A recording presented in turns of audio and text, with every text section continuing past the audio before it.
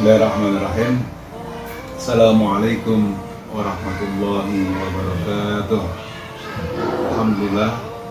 Asyhadu an la ilaha illallah wahdahu la syarika lah.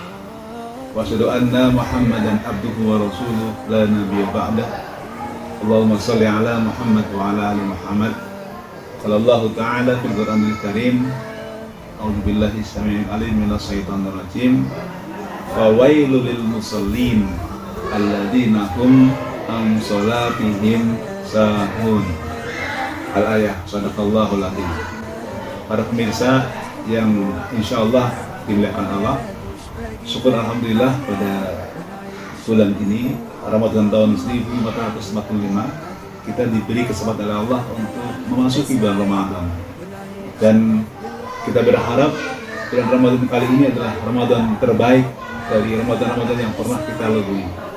Salah satu agar kita memasuki Ramadan ini dan menjadi Ramadan terbaik itu adalah kita harus memperhatikan tentang sholat kita, karena memang sholat adalah salah satu kewajiban umat Islam yang bisa menyelamatkan seseorang itu dari siksa api neraka.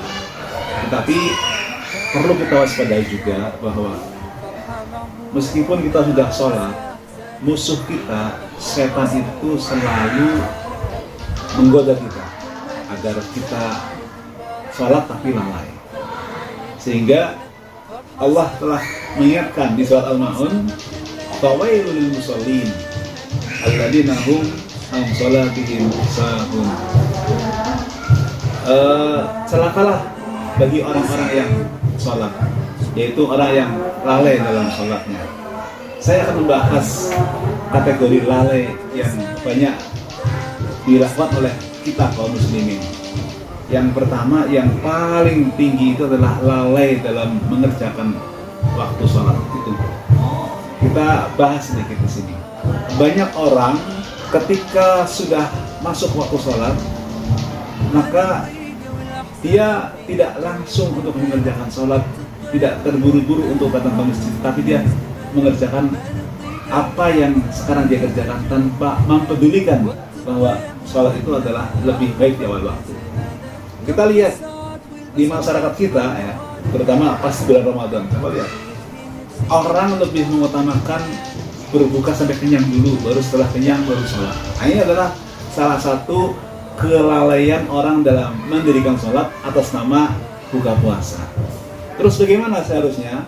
Seharusnya kita itu tidak langsung makan kenyang ketika buka puasa, tapi kita biasakan untuk membatalkan puasa, karena sunnahnya dalam berpuasa itu adalah berbuka lebih awal. Nah, setelah kita membatalkan, katakanlah minum air, kemudian membatalkan dengan kurma ataupun buah yang lain, setelah itu kita sholat ke masjid berjamaah. Jadi jangan dijadikan alasan bahwa karena kita berbuka puasa, kita boleh untuk puasanya sholatnya terlambat. Nah, ini adalah salah. Ini adalah kelalaian yang sering dilihat oleh kita bersama. Ini dalam bulan Ramadan saja. Kemudian di hari-hari lain, kita lihat banyak orang-orang kita, orang Indonesia itu yang lalai dalam mendirikan sholat. Kita lihat di kantor-kantor, di pabrik-pabrik, di sekolah-sekolah, ketika istirahat siang jam 12 siang, itu hampir sebagian besar para pekerja itu yang diburu itu adalah kantin, warteg, rumah padang, ketoprak. Setelah kenyang baru dia mengerjakan sholat. Nah, ini adalah bentuk kelalaian yang dianggap maklum, karena ada hadis Nabi, kalau makanan sudah terhidang kita makan dulu. Tetapi sebenarnya kalau kita sadar bahwa dengan makan kita skornya tidak menjadi kita pingsan, karena itu maka mari kita bersama-sama utamakan sholat. Jadi setelah sholat baru kita makan, jangan makan dulu baru sholat. Sehingga kalau kita makan dulu baru sholat, maka sholatnya adalah pekerjaan yang tidak utama. Jadi ini yang membuat mungkin kita bangsa Indonesia yang dikaruniai oleh Allah kekayaan alam yang begitu kaya ya, berbagai macam ada, tapi kekayaan alam itu tidak dinikmati oleh orang Indonesia. Kenapa? Karena jangan-jangan kita lalai dalam mendirikan sholat. Lihat bangsa-bangsa di Timur Tengah dengan wilayah yang kecil, dengan sumber alam yang terbatas, mereka bisa memakmurkan rakyatnya. Dilihat di Qatar, setiap orang Qatar itu hidupnya makmur. Kenapa? Mereka itu pekerjaannya adalah mengutamakan sholat. Sehingga pernah suatu saat ada teman saya yang pernah tinggal di sana, dia heran sama orang-orang Qatar. Mereka berangkat kerja itu jam 9 siang, jam setengah 12 itu sudah meninggalkan kantor menuju ke masjid-masjid. Nah, setiap hari sama itu. Akhirnya dia tanya, kenapa orang Qatar itu kok setelah jam setengah 12 dia ke masjid semua? Apa jawab dia? Pekerjaan kami yang pertama adalah sholat. Kerja di kantor adalah sambilan.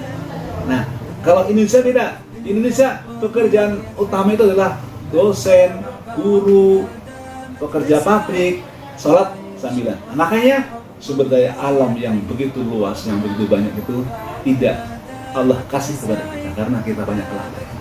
Agar kita tidak melihat menjadi penonton di dalam alam yang kaya raya ini, maka mari kita kaum muslimin mulai berubah bahwa pekerjaan utama itu adalah sholat, yang lain adalah sambilan. Karena Allah akan memuliakan orang yang mengutamakan sholat.